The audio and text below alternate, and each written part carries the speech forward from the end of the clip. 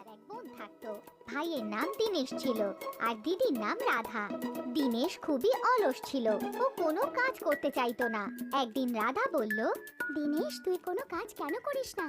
যখন দেখছি খেলতে থাকছিস, আমি আর মা তোকে কতদিন ধরে এত কিছু বোঝাবো, তুই নিজে কিছু বোঝার চেষ্টা কর। আমার ইচ্ছে, আমি যা ইচ্ছে করব। আমি তোমার থেকে ছোট, আমার যা মন চাইবে আমি তাই করব।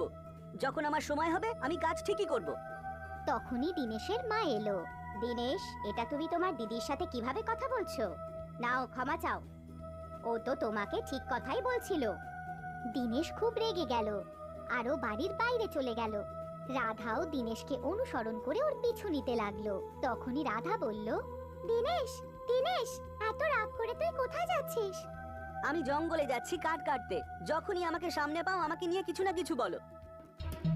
আর এভাবে রাধাও দীনেশের পিছু নিতে নিতে জঙ্গলে পৌঁছলো। কাঠ কাটার সময় দীনেশ পা পিছলে গর্তের মধ্যে পড়ে গেল। রাধা, রাধা, আমাকে বাঁচাও, আমাকে বাঁচাও, আমি গর্তে পড়ে গেছি।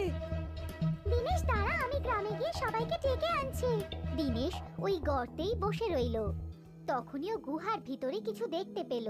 গর্তের ভিতরেই একটা গুহা ছিল, যেখান থেকে একটা উজ্জ্বল আলো বেরিয়ে আসছিল। দীনেশ বলল, আরে, গর্তের মধ্যেই গুহা, আর এর মধ্যে এসব কি জ্বলজ্বল করছে?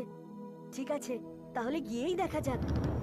দীনেশ যখনই যেতে লাগলো, তখনই একটা পরী এসে বলল, দাঁড়াও বাবা, তুমি যে ওই উজ্জ্বল জায়গাটা দেখছো, ওখানে যেতে চাও নাকি? হ্যাঁ, কিন্তু আপনি কে?